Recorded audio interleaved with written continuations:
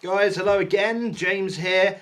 Now to do the discussion part of The Witcher read along part one, The Last Wish.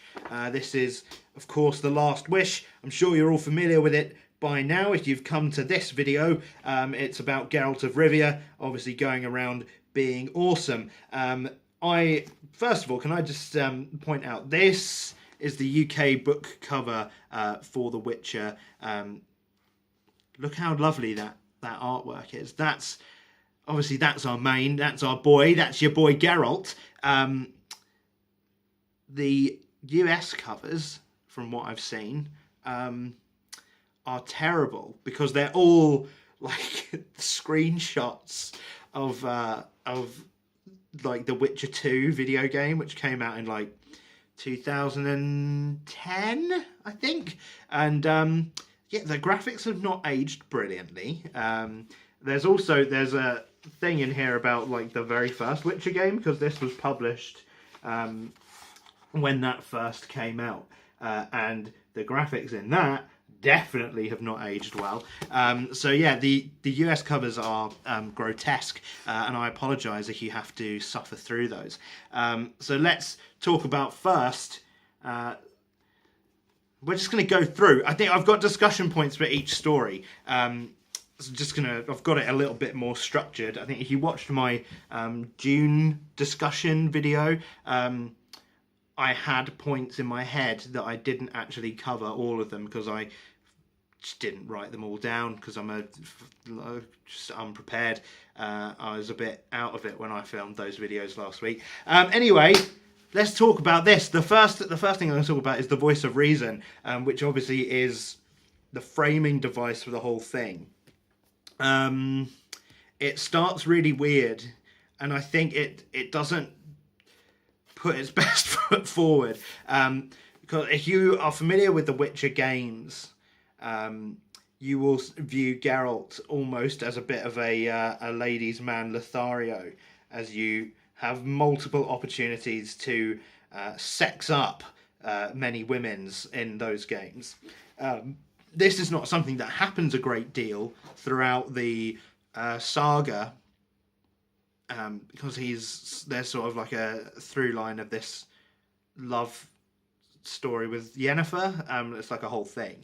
But in this, it starts off with a really awkward sex scene for no reason, really. I don't know why that's literally the first thing you encounter.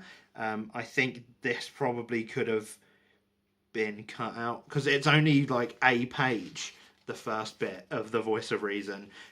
It doesn't really set anything up. Really weird. Didn't need to be there. I think it could have started off with Geralt like arriving at the temple instead, like having been wounded.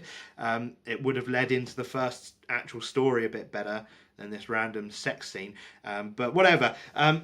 After that, the voice of reason I think really picks up and is really good, because it's as I said in my review, it's like the only essentially it's a bonus story that leads through the whole thing, but I think it does a really good job of setting up each story as like a little lead into it, because he always like it's essentially Geralt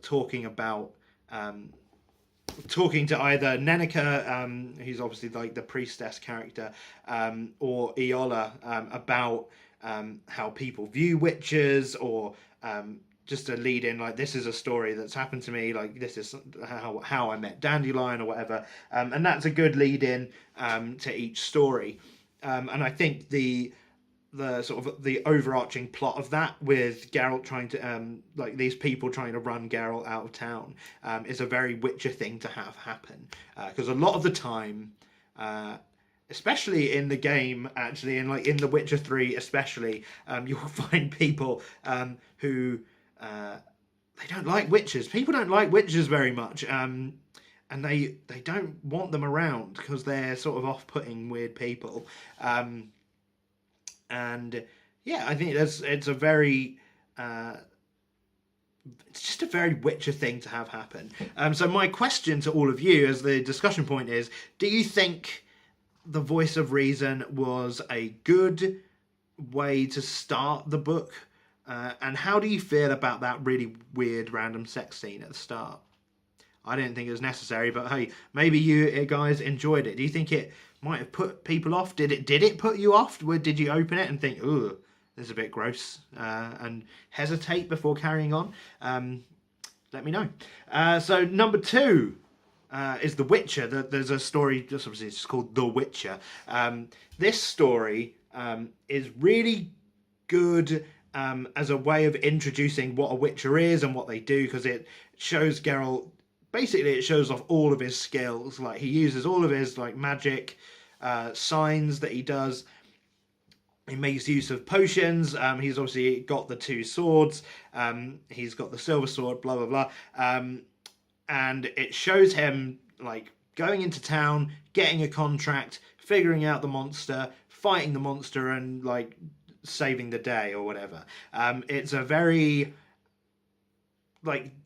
It's a day in the life of being a Witcher, essentially. The only thing I thought was a bit off about this, and I'm not sure if it's because like this story was written in isolation from the others, but Geralt's character is not consistent in this story with how he is in the rest of the book. Like, immediately he comes into town and he like, these guys try and pick a fight with him and he just murders them. which is not something Geralt would normally do. Like, I could picture him like beating them up, because he's not going to just take shit from people. But killing them like that was a bit weird. And he used this guy. Like, this guy tried to, like, obviously he was like, oh, I'm like, just fuck off and leave the Striga. Like, just leave the monster where it is. Like, we want it around. And Geralt uses him as bait for the monster, and he just like feeds the guy to the monster, which is a bit out of touch for Geralt as a guy who would be protecting people from monsters. I don't think what the guy did justifies what Geralt did, and I think it's all a bit out of character. So my question for you guys then, in regards to that, is, after reading this story, and you're sort of having the context of the rest of the book, did you feel that this was a bit out of character? How did you feel about this as an introduction to Geralt? It's a bit of a weird one from my perspective, but obviously I've read the whole series, so I've got a bit more of a sense of what his character's like. So just, yeah, how did you feel about this as an introduction if you've never read this before? The third story is called The Grain of Truth, and this was probably one of my favourite stories from this one. I would read a whole book of Geralt just broing out with Nivellen in the castle. So essentially this is a mini Beauty and the Beast retelling. A lot of the stories in here are sort of dark twists on fairy tales. Like, it's got the elements of a fairy tale story, whilst also having an element of more realism. So like,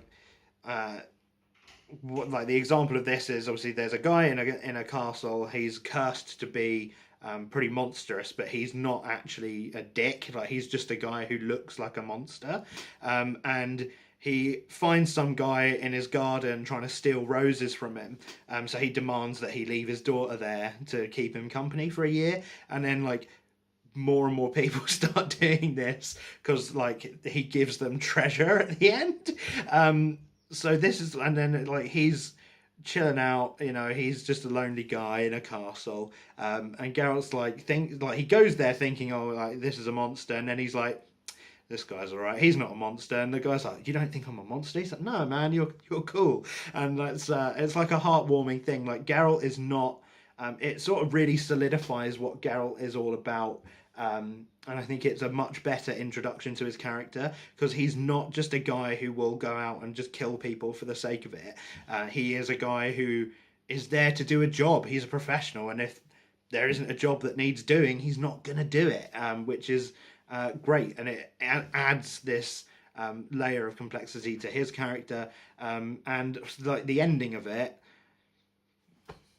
Novellen, heartbreak, mate. It's true love. It's true love. So yeah, I think the question I've written here for you guys is: how did your attitude towards Geralt and the world at large change after reading this story? Because I think, following on from the introduction, it does change up Geralt's character quite a lot and makes him a little bit more complex. So how did you feel about the character growth here with this one? Number 4, the fourth story is The Lesser Evil. This is my favourite story in this book. I don't know if you all feel the same. I think, from what I've heard, I think people like really like this one, and I can absolutely agree with that. It really cements Geralt's moral philosophy of there isn't there is he is a kind of guy who is there is evil in the world and it's all bad. Like there's no I'm gonna take a lesser evil path. If you're taking any evil path, you are evil in his mind, and it's a hardline stance that I think is a great source of turmoil for Geralt's character throughout the story, because sometimes he is forced to do things that he would consider evil, just in order to prevent more evil from happening. And even if he doesn't want to make that choice, sometimes he's forced to. Obviously he could just not be involved, but then what's the result of that? Like, where do you draw the line, essentially, is the question that it's asking of you. And this is it's great, this story, in terms of showing how everyone has the capacity to be just an absolute piece of shit. Like the wizard, like Stregobor, is like, I don't know, like he is pretty much evil. Like, as if you accept what he's saying, that there are these people out there who are predisposed to doing bad things, and he needs to stop them all. That sounds on the surface to be like a good thing to do, to take out this evil person who we know will be evil, in order to save many others in the future. That's all well and good, but then you learn, like, he doesn't really know. Like, he suspects, but he has to kill them and fucking autopsy this person just to be sure.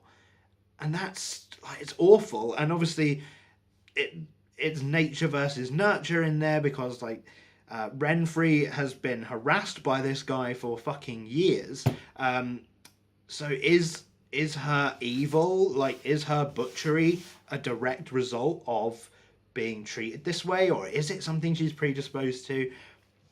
Obviously, in the end, the choice she makes is a bad one. It's obviously not a good thing to slaughter innocents to get a wizard out of his tower, but did Geralt do the right thing? And that's my question for you guys. Do you think Geralt did the right thing in this situation, by slaughtering, like he had to fight, obviously he'd had to fight them to save all the people in the town, but was his decision correct, first of all, in getting involved at all, and second of all, do you think Stregobor, do you think he should have just killed Stregobor? Was there another option here that could have saved the day and resulted in no death? It's a really interesting one to think over, and it's a great story in that way. Number 5, A Question of Price. This is the most important story in the book from an overall plot perspective. It might not seem that way now, but it does feed into the saga directly, so it does end up being one of the most important stories from the book in terms of canon.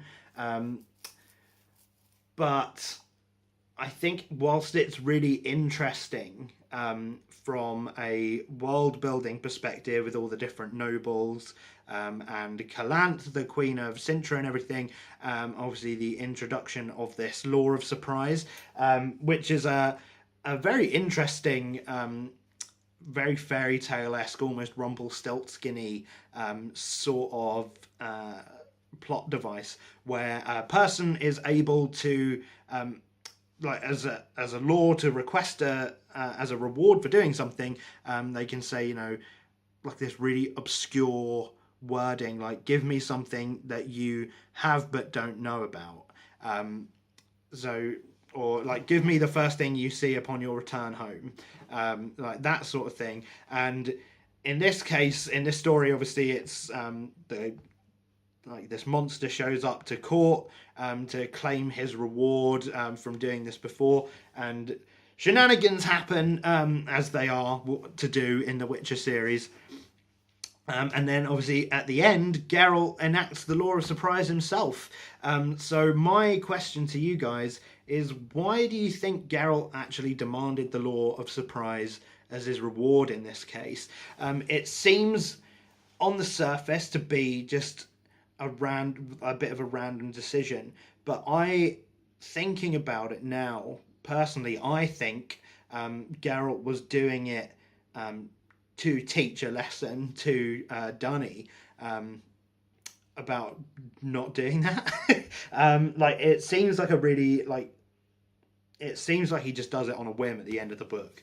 But I think there is an element here of Geralt being like, you know, what you've done, like using this law is fucked up, because that's how witchers are, like candidates for being a witcher are essentially chosen. So when Geralt sees like you've done this and it's fucked up, I'm going to do it back to you to teach you a lesson. I think that's what he was trying to do there, but I don't know. I'm not 100% on that. So tell me what you think, either in the comments or in a video of your own. Number 6, The Edge of the World. This one is essentially it's just a world building story as a way of introducing the non-human characters, because it's Geralt obviously goes along, he gets another contract as he does, and then he gets involved with these elf bandits essentially who are stealing grain from these peasants in order to start their own farm and sort of sustain themselves in this harsh mountain region. And Geralt obviously encounters them. He has like moral philosophizing again, you know, like is like what these people are doing is spiteful and wrong in his mind.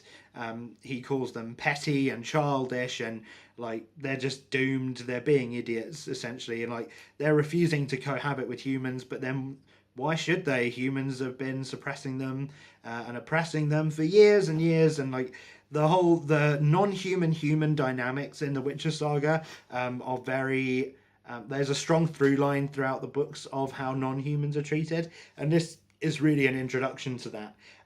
But it's also our introduction to Dandelion, who is Geralt's best friend and best foil, really, because Geralt as a guy is a very stern-faced, professional about his job.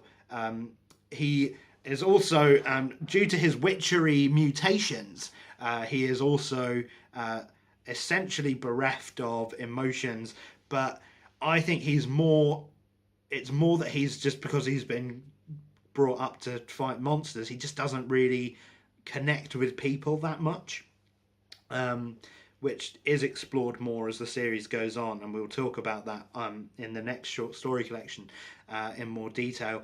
But Dandelion is a great foil to him, because he is all about traveling the world and chatting to people and wenching and being this awesome rock star poet guy, and he is a great foil to Geralt, because Geralt keeps him around because he likes Dandelion, because Dandelion is essentially everything that Geralt is not, and that's why he tolerates Dandelion's weird things that he does, and Dandelion is always getting into trouble and Geralt is always saving him, because at the end of the day, he is his like truest, dearest friend, and I think he just loves having him around. What did you think about Dandelion in this introduction? I really love Dandelion. I think he can potentially be irritating to people, especially in the first few books of the saga. But in the next short, like in the Sword of Destiny, which is the second short story collection, I think his character is really developed. I didn't get to read that one until I'd almost finished with the series because it was for some reason published halfway through the saga in English. But reading them in order, I think, will be interesting for you guys to see how Dandelion is developed as a character. So what did you think of him in his initial appearance? I would love to know. And the final story is the titular story, The Last Wish, which is our introduction to Yennefer of Vengerberg, Geralt of Rivia's greatest, truest love interest. This story, like the story as a whole, it has the super funny introduction with Geralt and Dandelion trying to catch this fish, and they just can't do it, which is brilliant. There's some great Dandelion moments in this one, it introduces Geralt's hatred of magic portals.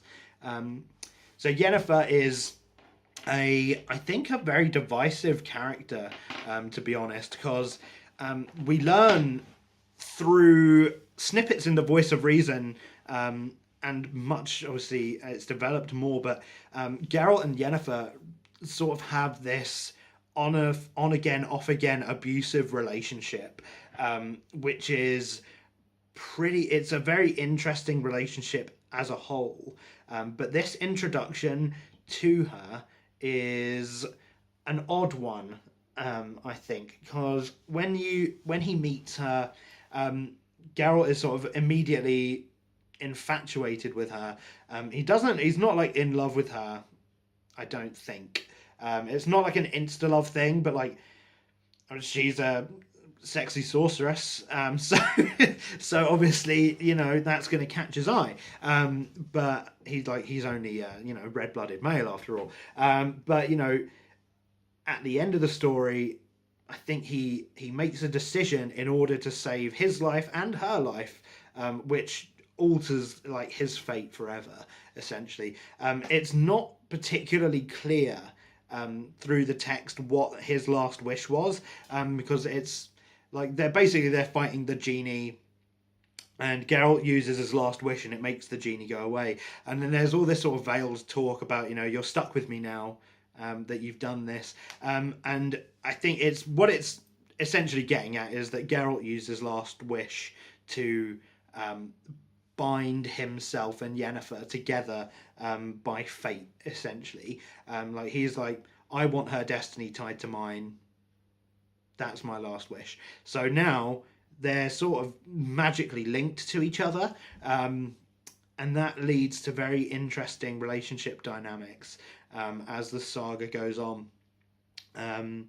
So how do you feel about this romance between Geralt and Yennefer? If you've only got knowledge of this book, how do you feel about it? Because I think it's borderline insta love, and it's a little bit without the context of the rest of it. I think this was all you'd ever read, I think you might roll your eyes at it a bit. But I think it's a great starting point for how the relationship develops, and I'm interested to know, if you've not read it before, what you thought of it. And that is essentially it. That is The Last Wish. I think there's a pretty comprehensive video. Sorry it was so long. I'm not. I don't care. I'm not apologising to you for that. Yeah, so that's it. Pretty much The Last Wish. In February, we're going to be reading The Sword of Destiny, which is the second Witcher short story collection, and possibly my favourite in this whole saga. We'll see as the reread goes along, but it's definitely up there as one of my favourite books of all time, even. So looking forward to that. Let me know in the comments what you thought about The Witcher, The Last Wish, how you feel about going forward with the saga, if you are planning to, and if you're reading this for the first time.